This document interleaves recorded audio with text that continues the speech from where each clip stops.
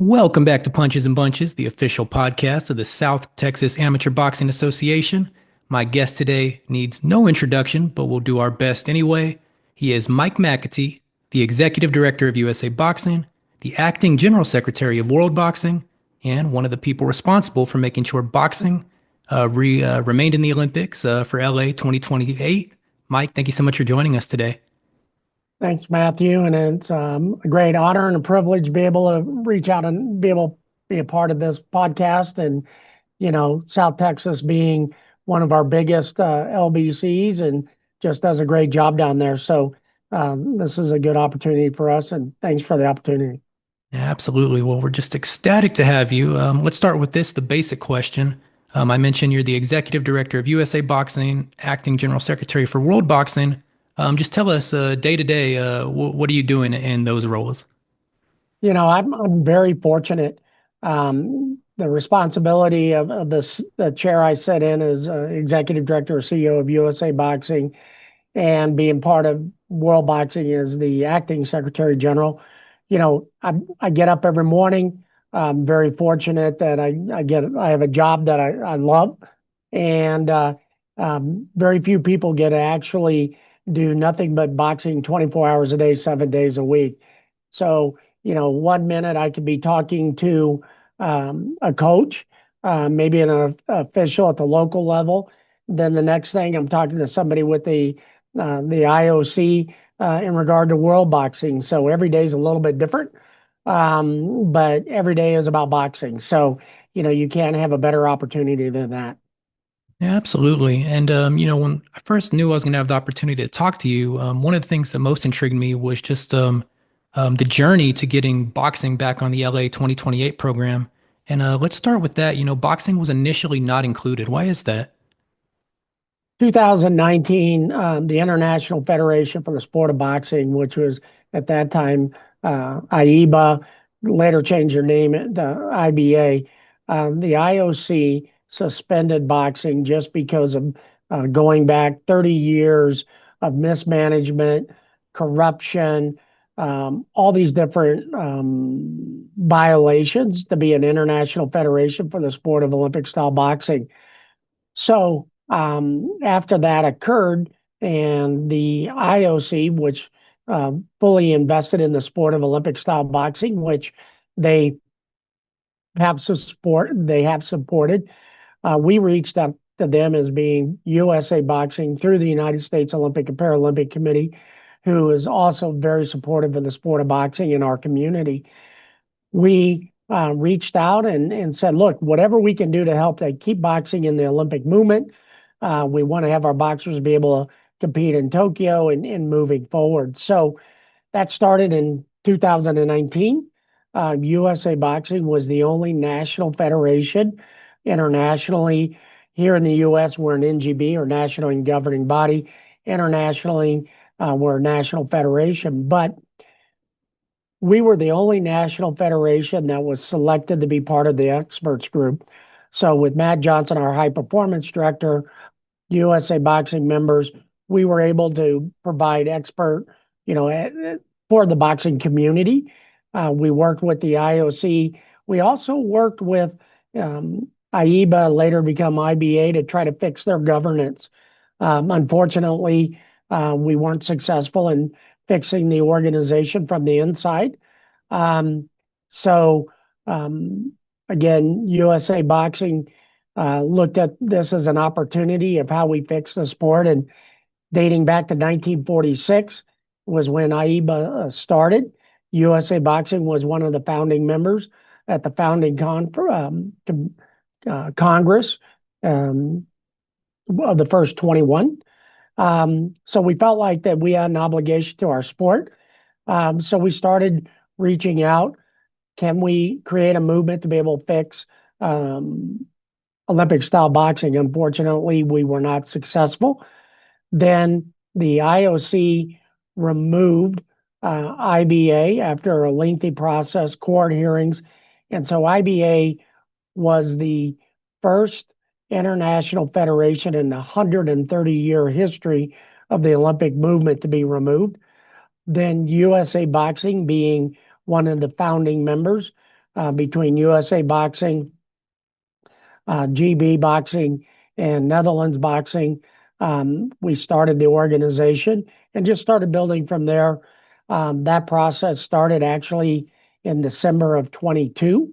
And then finally getting recognition early this year as Provisional International Federation, not only for Olympic style boxing, but esport boxing, which will be the first international federation to seek and hopefully obtain recognition for esport, and then adaptive boxing. So changing that, and then got a lot of help. This has been a total group effort worldwide, and being able to slowly bring on national federations that are all about sport integrity, fairness inside the field of play.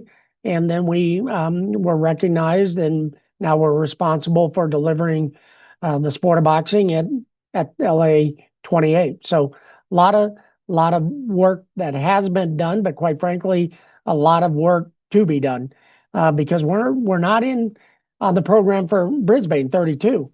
So this is a runway up to 28. Then, hopefully we do what we need to do for the save our community and our sport. And then we're on the program for 32, 36, and 40. And how close were we to not having boxing on the program at all in 2028? I mean, was at one point, was that the most likely outcome? Yes, 100%. It had a meeting with the IOC early on. Um, and one of the things that said, don't even think about LA. You need to start thinking about 32.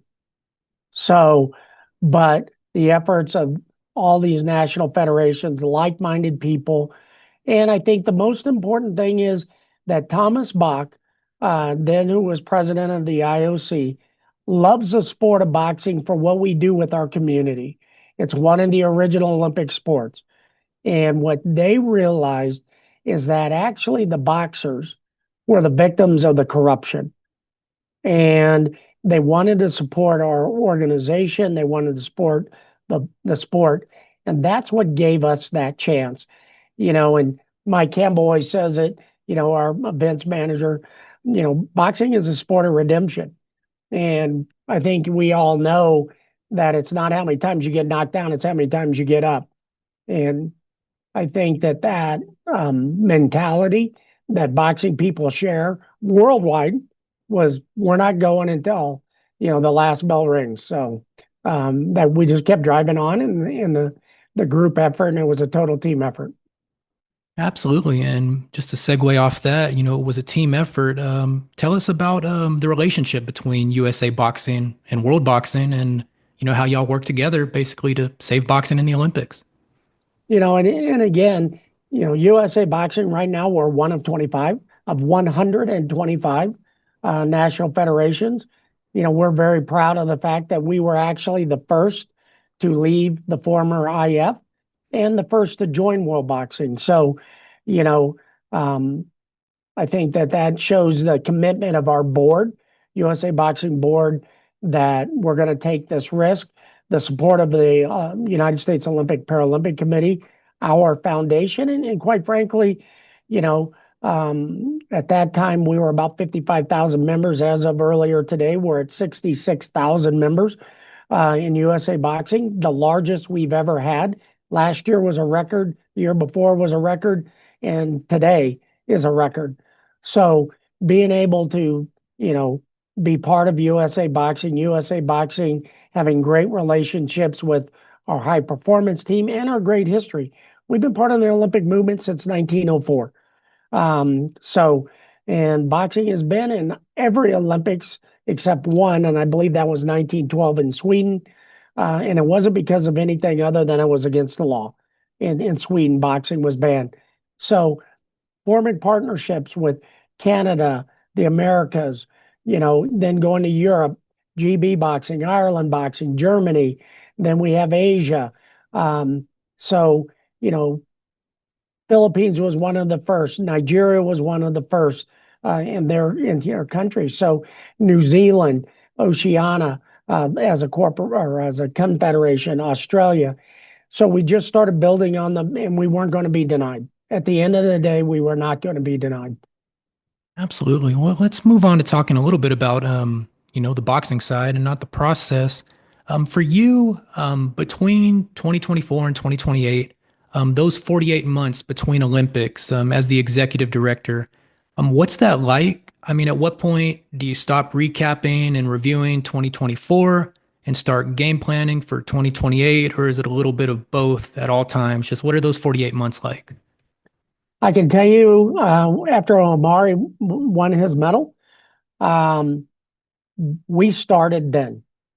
Okay, literally less than 8 hours later, we started looking at ourselves of how we can build on what we've learned in Paris, and then how are we going to get better in LA. So it is, you're building the plane as you're flying it, going lessons learned, and then again there are certain markers, and I kind of like to equate it a quad or 4 years at the international level. That's 1 year in IOC years, like dog years, right? One equals four.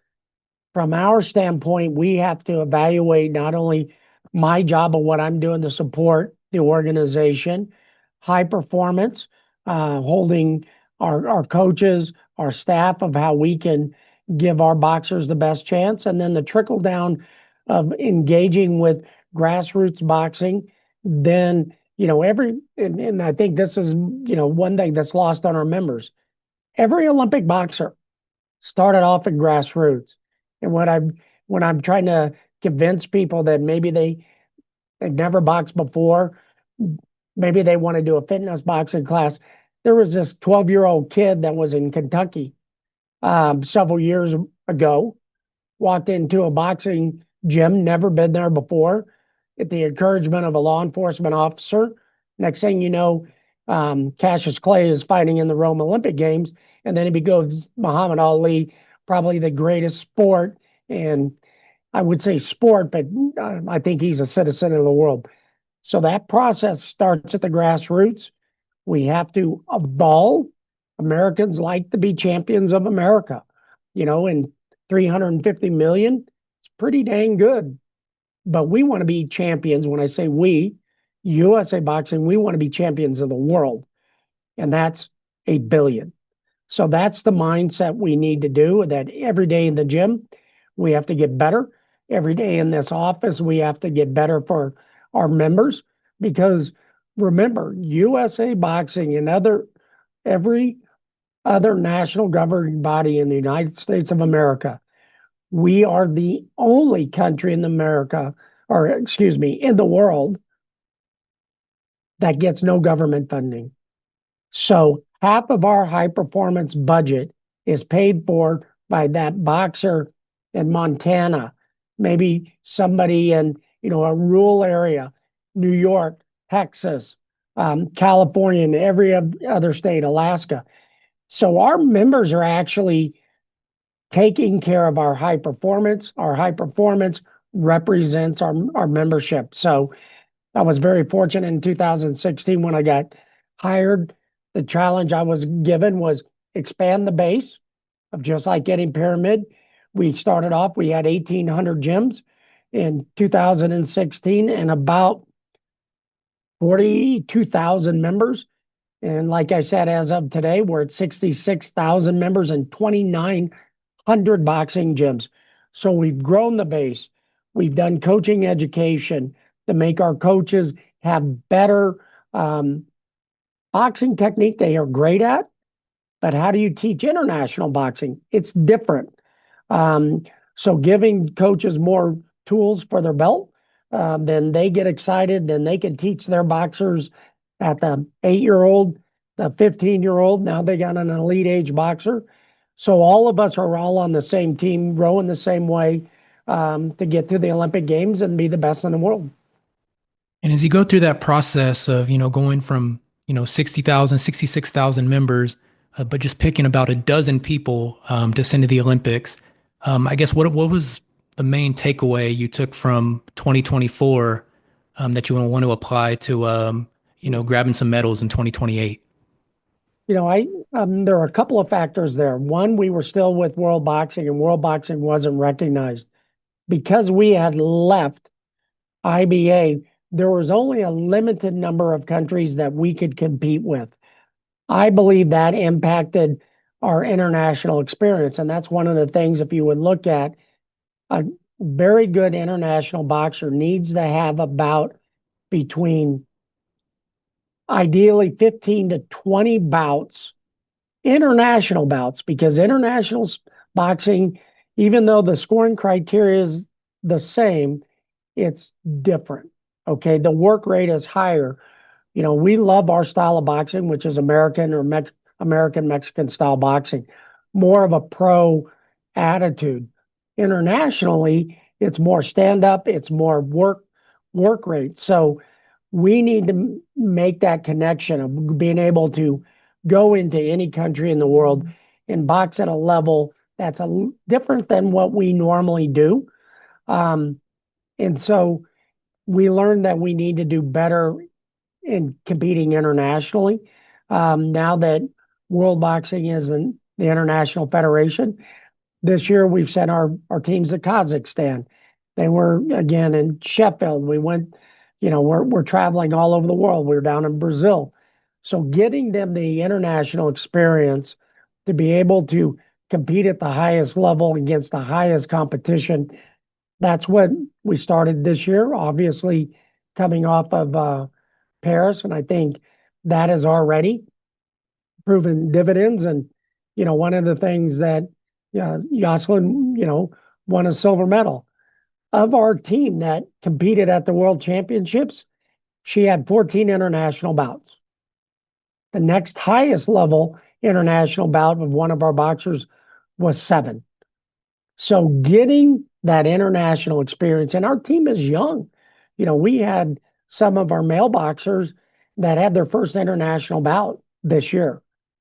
So that's going to be the process. One of the big things that we're looking at, and from the board has looked at us saying, what are we going to do after Paris? I was literally on the phone 15 minutes after yourselves, Jocelyn's medal bout. And Tyson, our board president, is going, how are we going to get better? So, I mean, it is a constant self-examination. I would say we know what we need to do. Now we have to put the pieces in place to support the boxers, the coaches, to get to where we're going. And a lot of that is funding. And again, going back to USA Boxing is probably one of the least funded high performance teams in boxing. There's some of teams that have unlimited budgets, okay, because they're funded by their government. I can tell you that in conversations, some of their budgets are $10 million a year. USA Boxing's high performance budget is about 2.5 million. Okay. But that also does our pipeline of youth and juniors. So GB Boxing, 4 million just for their elite. Plus they got England, Scotland, and Wales funding their grassroots programming. Kazakhstan, Uzbekistan that won 5 gold medals, unlimited budget, unlimited. So they actually have a high performance team of over 1,000 boxers. We have 14 weight classes, 1s and 2s. So being able to get experience, get international experience is a challenge. And we're working with our board, we're working with our foundation, we're working with our group grassroots, and we're looking to be able to monetize, to be able to get our boxers more experience so they can represent USA and LA. Absolutely. And as we start to wrap this up, let me change the subject a little bit. I've noticed seeing you at national tournaments that you've kind of adopted the ethos of treating all the boxers from, pee-wees to elites, treating them all like champions. Typically you wouldn't see the executive director of a sport, ushering young boxers to weigh-ins or stuff like that, but I've seen you do that all the time. Why is being down there, treating all the boxers, getting to know them all, from the pee-wees to the elites, why is that important as the leader of USA Boxing? That's an easy question, actually. And here's what I will say, and officials and coaches, you're all customers of mine. You're all my boss. And the boxing side of my job is the best part, from weigh-ins to competition. And I think it is important that, that's part of my job. It's the best part of my job, interacting with coaches, boxers, and officials. And, I'm not doing it because I'm a little bit selfish. I like being around boxing people, right? So, um, getting up early, making sure our boxers make weight. We don't want our customers spending $1,000 and the boxer not make weight. We're in the boxing business, not the not boxing business, but it's within the rules. In 2016, the first national championship I was involved in Kansas City in December, we had about 8 to 10 boxers lose on the scale, get disqualified. That's unacceptable. And what we've learned from there is being able to make sure we have a great, BTEC is our scale sponsor. Those scales are so accurate they can count paper. But to remind the boxers, you have to make weight. Here is test scales. That's why we get up at 4 in the morning. Make sure they're all certified by 5. The boxers have time to check their weight. We want boxers to compete, not be disqualified. So being able to work the weigh-ins, being able to meet with our customers, our members, our future of our sport, future leaders, it's fun, and being able to talk to people. And I think, I'll show my age a little bit. Back in the 80s, there was a book came out. It was called In Search of Excellence, and it was management by walking around. And I've always adhered to that. Walk around, have people tell you they're going to be brutally honest. We get a lot of compliments because I got the greatest staff in the world that works here at USA Boxing. So, you get to hear the good, the bad, and the ugly. And when I hear the bad and the ugly, that just gives me an opportunity to get better. So, and we're very fortunate with our staff here. They're committed to the sport. Our board of directors are committed to the sport. And we know we're the custodians at this time. And someday I'm not going to have the honor of sitting in this chair, but I want to know that I've done everything possible to help our sport. And I'll close with this one. I know the World Boxing president, Boris van der Vorst, recently announced he's not running for re-election. No matter who succeeds him, are you confident that World Boxing's in good hands? 100%. And here's why. We, lessons learned. And when we built, and actually, the first formal meeting of World Boxing, USA Boxing, GB Boxing, we were invited to the Netherlands, and we sat in a room for a whole weekend, and we built the statutes, policies under the philosophy of what did we, or lessons learned from the former IF, and put in place, and I think this is probably the most important thing, that being part of a national governing body or national federation is that World Boxing works for the national federations, not vice versa.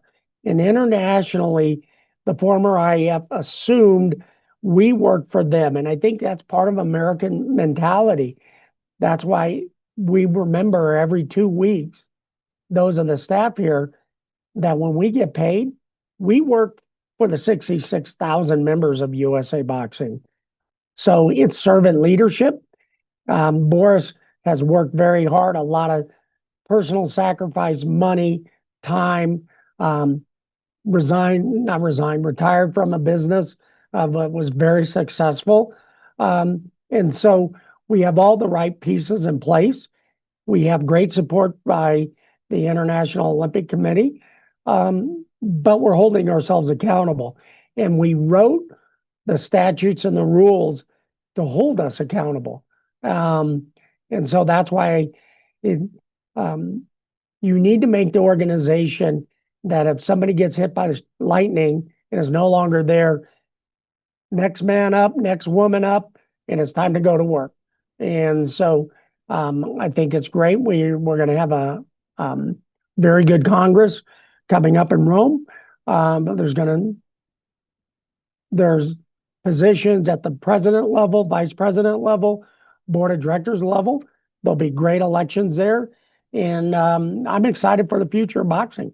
And you know, the fact that I'm proud of the fact that USA Boxing has taken a lead, but we also know um, the sport is bigger than any one person, any one national federation.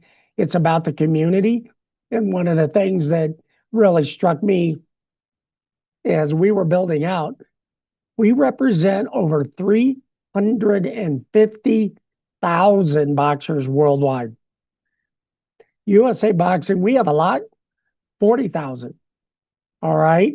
But when you start thinking the numbers, you can go to any country in the world, and you know this.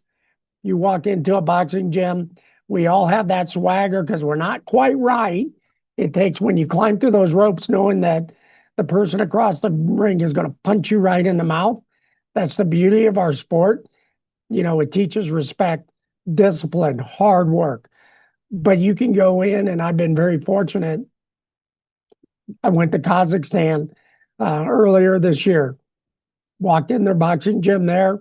It was fantastic. And I didn't speak Russian, I didn't speak Kazakh, but I was home there because I spoke boxing. So I think we're very fortunate. We have the greatest sport in the world, and we just need to grow our sport. Absolutely. I think that's a perfect place to close. That's Mike McAtee, the Executive Director and CEO of USA Boxing and the Acting Secretary General of World Boxing. Mike, thank you so much for joining us today. Thanks, Matthew.